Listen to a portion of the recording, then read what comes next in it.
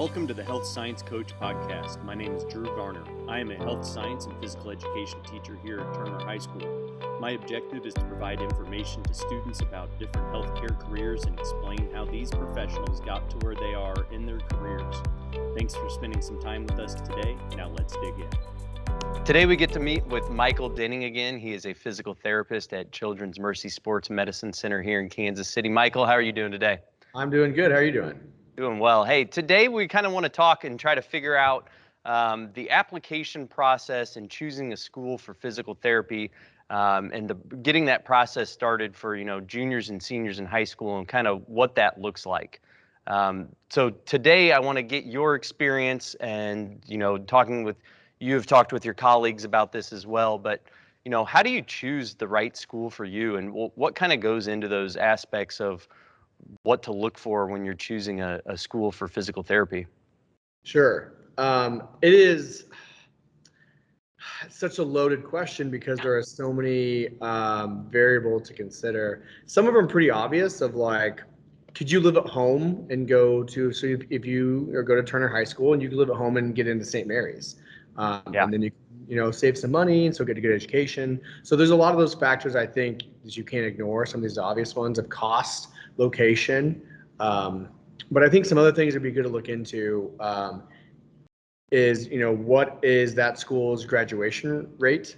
Most PT schools actually have a high graduation rate just because typically, when you get to that level of schooling, it's like, okay, you're there because you want to be there. However, if a school's below like a 90% graduation rate, that's pretty low. So that'd be kind of a red flag to me. Yeah. So I think that's something to start looking into there. The other thing I would look into are what does that school require for their prereqs from college to get into their school. Every university I know of, you can go on their website and you can see we require these things to apply. Right. And so if a kid was going to look at potentially going to a local junior college and taking those prerequisites, looking at the university's page for physical therapy program, they would be able to see what exactly they needed to take at the junior college level, right? Yeah, so you could do it that way too. Me personally, I did 5 years at K-State, took a victory lap. Part of that is because I changed my major to athletic training, and after I changed my major, I decided I wanted to go to PT school from there. And during my third or fourth year, I decided I wanted to apply the following year. And so all I simply did is went to and looked at KU, Wichita State, St. Mary at the time didn't have a program because I'm old. And whatever other schools I looked at, and just kind of was like, okay, I have these core classes. I've kind of filled all that, but it looks like I need to take a medical terminology class and X, Y, and Z. And so just kind of go puzzle piece it together what I needed. And it is not that difficult to figure out what I needed to do to change it. And so I think actually my med term I took it at JUCO, just took it online. And so you can just kind of figure out pretty quick what you need to take. And a lot of them can be done through a JUCO. And you can fill in these holes to get your application done. Yeah. For those juniors and seniors that are looking to apply to college, in the industry right now, people that are getting jobs, what kind of educational experiences are you seeing being kind of the more trend of new PTs? So a small tangent of this is there a while ago was a push for people to become a PTA and then a PT. And I would honestly not recommend kids coming out of high school do that, because a lot of times you can get into PTA school pretty quickly and you can start working. The problem is your ceiling is very, very low and your options for growth are very, very low. And not many people will actually go on to continue being a PT. So that's something I hear a lot from some younger kiddos about, hey, should I do a PTA first? What would a benefit of doing a PTA first versus just going and getting your undergraduate prerequisites out of the way? I personally think there is benefit if money's not an option, like or you don't have to worry about it. Yeah. That there's benefit because you kind of have a less pressure situation to get into and kind of get your feet wet as far as treatments and hands-on stuff with patients and getting just more involved in the clinic in that regard, and just kind of progressing your skill set. And then you can kind of just take it a very long time, but just slowly work your way to becoming a full-fledged PT. So I think there is benefit to it. I do not believe the financial burden outweighs that benefit, though, because then Right. you're not only paying back PT school, you're paying back PTA school. Well, it's not as much money, it's still money. Right. And so that's something I would tell kids maybe reconsider, unless you'd like to only be PTA. However, insurances continually pay PTAs less and less, like what their coverage is, Okay. which means most companies don't hire PTAs because they can't afford it, because they're paying someone that's not able to bill as much. Right. So unfortunately for the PTA profession, it looks like it's on the downhill side. But as far as I'm trying to go back to your original question. Your original question was like, what would we want our kids or the kids coming out of high school to be looking at, or what's the trends in healthcare? Sorry, in PT. Right. So right now, coming out of school for PTs, post-pandemic right now, I think there's actually job openings happening, but in a lot of places that people didn't really want to be. So like if you're a recent PT grad, I would be a little, I would make sure I'm also interviewing the people that I have these openings for, because there's quite a bit of openings right now. Okay. So the job market is good, but it's also like, do you want to work there? So there's a lot of places that are kind of a high volume clinics that are not fun to work at, because you have to see a lot of people and you don't get to provide very good care. So those are things that you'd want to make sure you're staying aware of coming out of school. The other thing is that, and that's for your generic outpatient PT. So I do outpatient PT, but somewhere you can always have a job. And I would say this is pre-pandemic and post-pandemic. It's home health, skilled nursing facilities, geriatrics, like these like at-risk populations that always need healthcare. That will forever be a trend as far as like a need for a job. So as you go through school, if you find that you are interested in that, I can guarantee you will have a job coming out. What should those juniors and seniors be looking at as far as things that they can do to get some experience in high school, volunteering or shadowing before, so they can show that they're truly interested when they are applying? So coming out of high school, I think what's tricky on that is that if you can find something that like, I don't know, summer camps is an easy one. A summer camp that you can show consistency that, hey, I have volunteered with this whatever summer camp since I was in high school through college, and I go to apply, and I'm reviewing this application like, wow, Joey out of Turner High School showed me that he has been volunteering with kids with special needs every summer for 6 years. Yeah. Like that's really good. So if you can find some things that you can develop a history with, that would be a really good idea. It doesn't have to always be the exact same thing, but if you can show that like every summer when I have free time, I go and do these things. Yeah. Those extracurriculars on applications to college, to grad school, to getting a job, those really set people apart. Anytime I'm reviewing applications for new candidates, for a PT even, I almost skip the first 3/4 of the page, because I know that you went to school somewhere. You probably have decent grades. I know you've done X, Y, and Z experience. I'll maybe come back to that to see how specific it is, but I'll jump to the bottom of the page and see, hey, my related work experience, my volunteer stuff, that tells me more about who you are.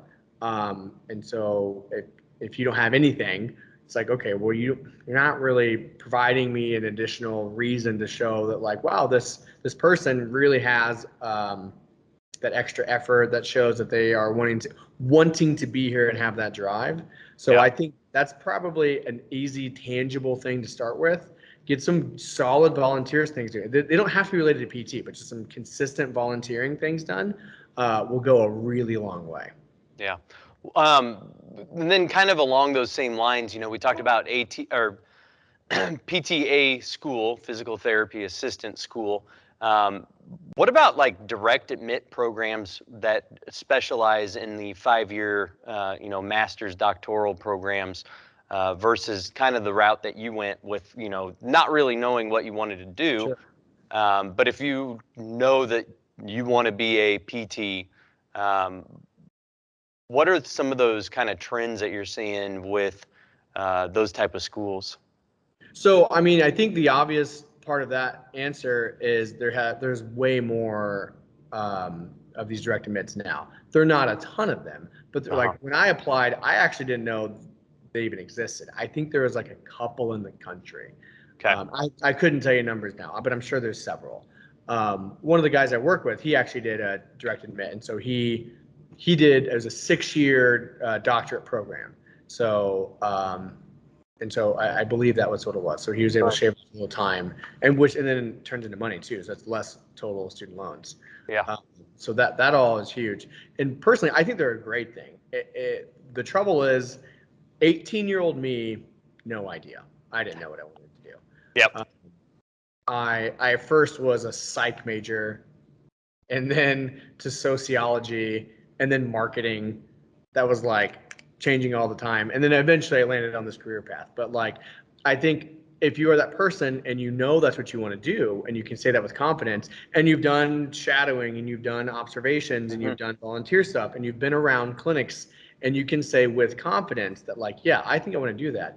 Because the one big drawback with being a physical therapist is, while I have some advanced education, I love what I do, this is the skill set that I have. In order for me to want to pivot to a different career path is pretty difficult.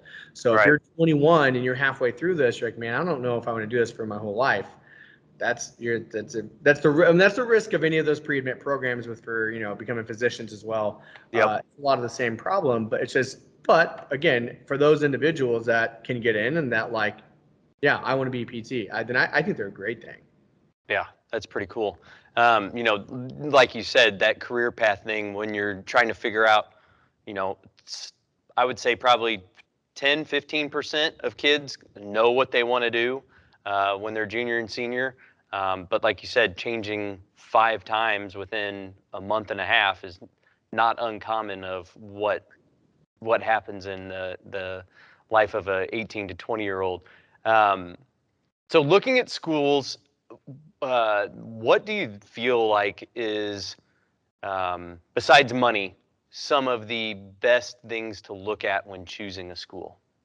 So I think one thing you want to be aware of is class size. So when I first started my PT program, our class size changed weirdly because we like lost a couple, gained a couple, which is doesn't usually happen. But ours was around 30. And so I think, so I graduated from Wichita State. So I think Wichita State now, I believe their class size is like 40 to 42. I could be wrong, but I believe that's what it is. To me, that's getting a little high on a class size. Right. That's probably about max, because I mean, the amount of help that you'll get obviously dwindles. I mean, that's just easy math. And so I think that's something easy to look at, because I believe St. Mary's, I think one of their kind of selling points is they try to keep their class sizes low. Yeah. We went on a tour there last week with 8 of our students that are interested in AT-PT, and they have a class size of 15 right now. Perfect. And so I think that is something that people probably overlook a lot. So look at class sizes. That just, to me, that shows, is the school invested in educating their future PTs, or are they trying to get more money? I mean, that may be a little harsh way to look at it, but it's kind of my personal view. And I think part of that between a state school versus a private school is private schools are obviously a little bit more money to start off with. So the number, half the amount of people in the class is still approximately the same amount. Right. Yeah. So just, of course, things to consider. Some other things I would consider, kind of like I mentioned earlier when we were talking, is that like I think the location is going to matter to a degree. Yeah. Because it's well, kind of two thoughts on that. Because if you're looking local, right, that Yep. location matters. But we fortunately around here have some local options. Now, Yep. if you're looking farther away, I mean, you need to consider your travel costs and stuff for coming home. Like these are all things that you need to kind of think about. And then when you go on your clinicals, if you're going to school in North Carolina, so Duke and UNC both have top-notch programs. I think Right. Duke is top 10. They were a top 10 PT school. And if you are going to go to school there, you get in, that's great. But then you're probably going to travel again for your clinicals. Mm-hmm. And so like that simple logistics of where you are really starts to matter. So you just kind of have to think about that down the road. Of how you might plan out on how you're going to move around the country, or if you're going to stay local or whatever. Right.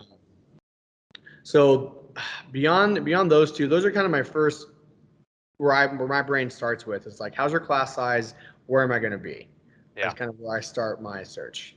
Awesome. Well, hey, let's cut it off there. We're going to talk again soon, and we're going to talk about year 1 of physical therapy school. So stay tuned, and we'll be talking about what is upcoming in year 1. Sounds good.